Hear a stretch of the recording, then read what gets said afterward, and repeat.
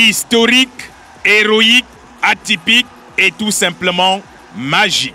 Voilà le champ lexical qui compose le parcours des éléphants, qui a rendu la 34e édition de la Coupe d'Afrique des Nations exceptionnelle. La Côte d'Ivoire qui prend les devants. La Côte d'Ivoire dans sa finale sous la pression de Sébastien Haller. C'est William Troost-Ekong, je pense, qui commet l'irréparable. La Côte d'Ivoire est l'équipe qui a failli donner toutes les crises cardiaques à ses supporters. 4 remontadas, c'est du jamais vu depuis la création de la CAN.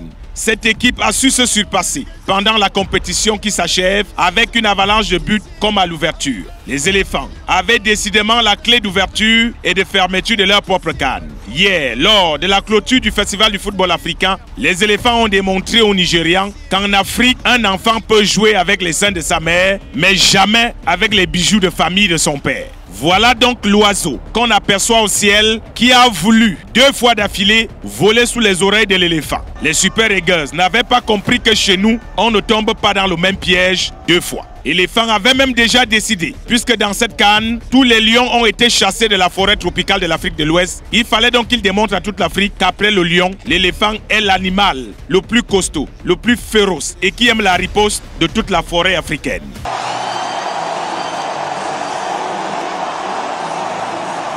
Et quand on vous dit en Côte d'Ivoire que Ouattara est comme notre Tara du continent, même si tu le vois calme, il sait qui a chanté Si mon papa Tara. L'homme ne peut pas investir autant de milliards et les voisins viennent les chercher pour ajouter dans les placards des dollars du vieux venard d'un côté. On a dit que les Ivoiriens ne valaient rien, mais les voilà champions d'Afrique pour la 3e fois et pour le grand bonheur de tous les Ivoiriens.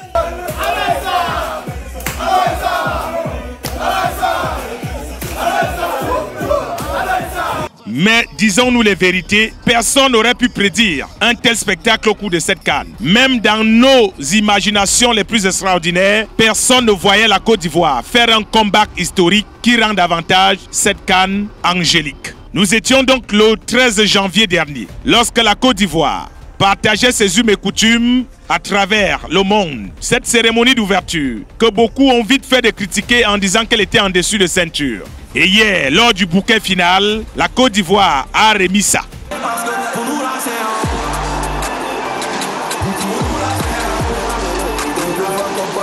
Dans ce document, nous vous racontons l'histoire de la CAN en dehors des stades.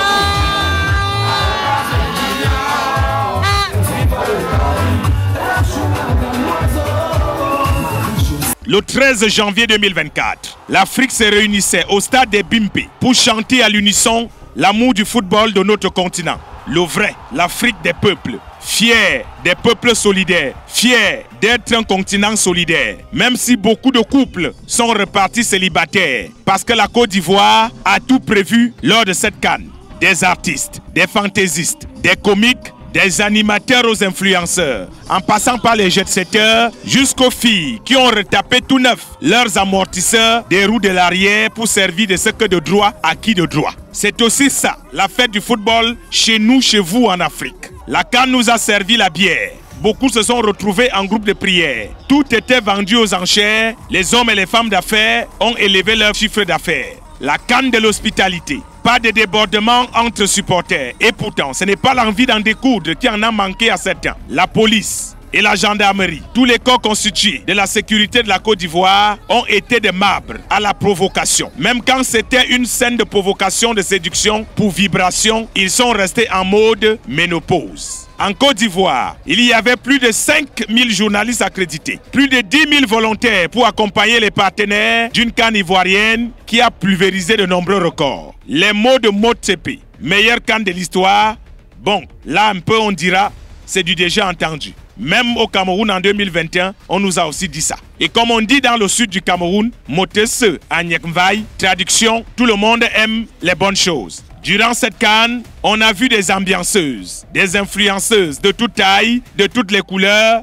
des rondeurs, parfois avec trop de profondeur. Tant pis pour ceux qui n'avaient pas de la hauteur. Et on n'oubliera pas de dire un merci à tous les éboueurs, jusqu'aux sauveteurs et même les apacheurs, même ceux qui ont joué les soutireurs, chacun sait d'où venait son bonheur. Une sécurité en toute sérénité qui a su contenir même la sexualité de ceux qui voulaient juste une nuitée. Une compétition de titans au pays des éléphants conquérants, séduisant même l'Occident qui, à l'espace d'un temps, cessait de se mêler des affaires du Moyen-Orient. Ado nous a tous mis le dos au sol avec ses somptueuses infrastructures. Disons-nous les vérités, Ado tu es bon. Et c'est sans flagronnerie. La CAN a eu quelques pannes, notamment les billets. On a d'abord cru à un complot de mafieux, mais les membres du gouvernement Mambri ont dit que ce sera réglé avant la finale à Ebimpe. Une terre d'hospitalité devenue aujourd'hui terre d'opportunité. 24 équipes qui avaient en commun le même but que celui inscrit par Sébastien Haller à la 85e minute en finale. Quelle belle histoire de cette CAN.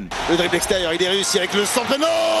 Et la déviation de Sébastien Haller. Pour nous les reporters atypiques qui sont venus du continent, on retiendra quand même de nous que nous sommes les reporters du Kior.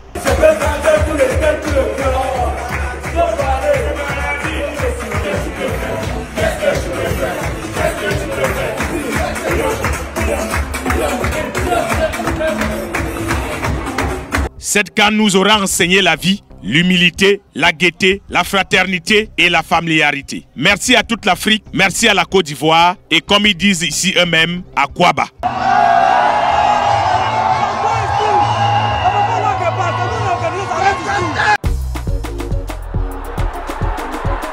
Soif de plus de célébrations, soif de plus de moments forts. Vivez chaque minute à fond avec Ivoire et son édition spéciale Aquaba 2024. Toujours aussi rafraîchissante, toujours autant de caractère. Et surtout, désormais au même prix de 500 francs dans tous vos points de vente. Ivoire, soif de plus.